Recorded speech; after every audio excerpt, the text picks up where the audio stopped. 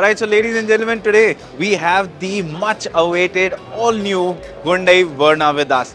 Now, a lot has been said about the stunning design of this car, and finally here it is in flesh, and you can have a look. It truly looks different from any other sedan out on sale in the market today.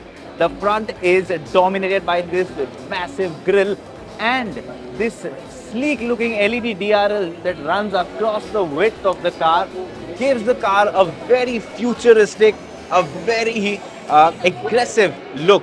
Even if you look at the lower part of the bumper, the way the bumper has been designed, all of the chrome, the creases, everything, all the angles, everything is very sharp.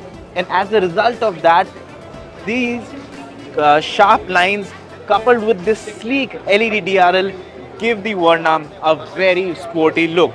The headlamps, in case you're wondering if this is the DRL, well, this is where the headlamps are. You've got the fog lamps here.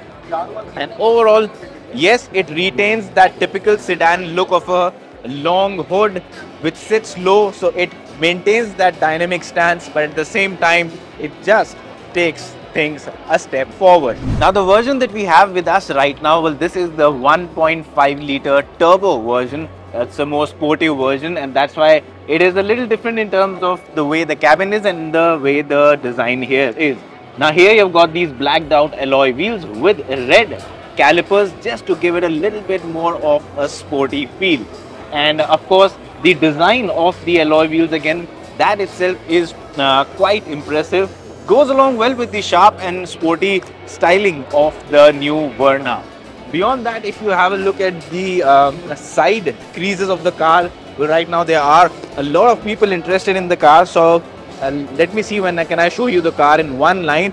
But if you look at the door, the creases, there are a lot of creases, and it is a rather busy design on this side. So it's a good looking, a striking design, but also a very busy design. Now, you might not be able to notice it right now from one door panel, but let me take you towards the back. Once you have a look at the rear door, you can see how busy the design here is. They've got a lot of lines running around. So there is a rich interplay of creases, especially on the back door. Also a design that truly stands out. Now again, move back to the rear and you've got this very nice looking tail lamp cluster.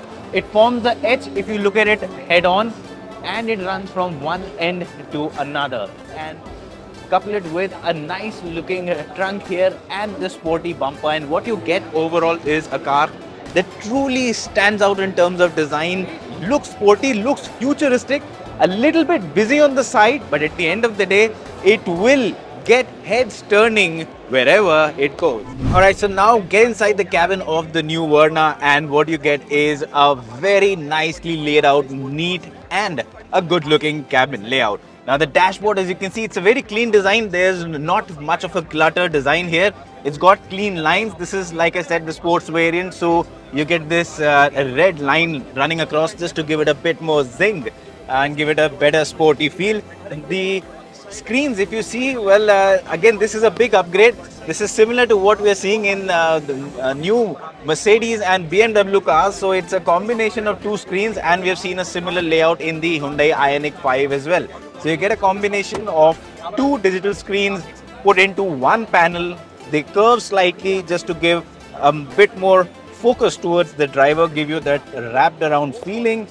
Beyond that, you get this very nice looking steering wheel. It's a round steering wheel, no flat bottom design, and it's just a two-spoke design. So again, that way it stands out from some of its rivals.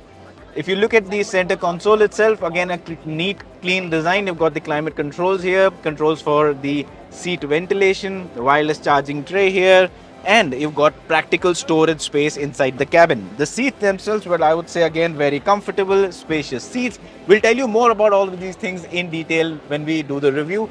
But for now, this is also a connected car, comes with all of the connectivity features. So you get the SOS button, you can do a lot of things using a smartphone, and you also get new ADAS features, which means that basically these features will prevent an accident from happening.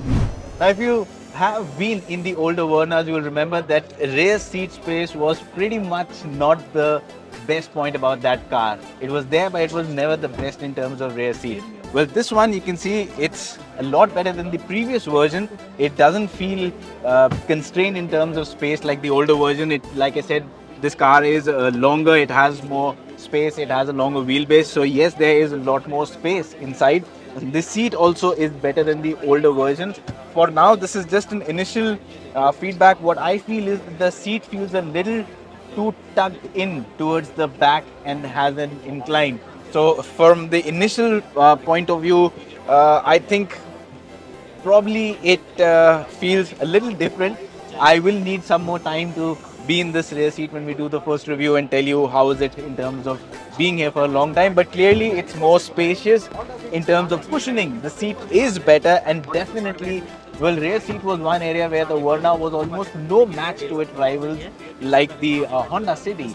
But now that difference, that gap has narrowed with the Verna, and that in itself, I think, is a big step ahead for the Verna. So talking about the powertrain options, well, you get quite a bit of them with the new Verna. There's a 1.5 liter MPI engine. You can go in for a manual gearbox or an automatic gearbox, and if you want more power, you can get in with the turbo 1.5 liter petrol engine. There also you can go in for a manual gearbox, which makes it different from its rivals, or you can go in for a 7-speed DCT. So clearly options are there for people who want a practical sedan, as well as those buyers who want a power-packed, performance-oriented sedan.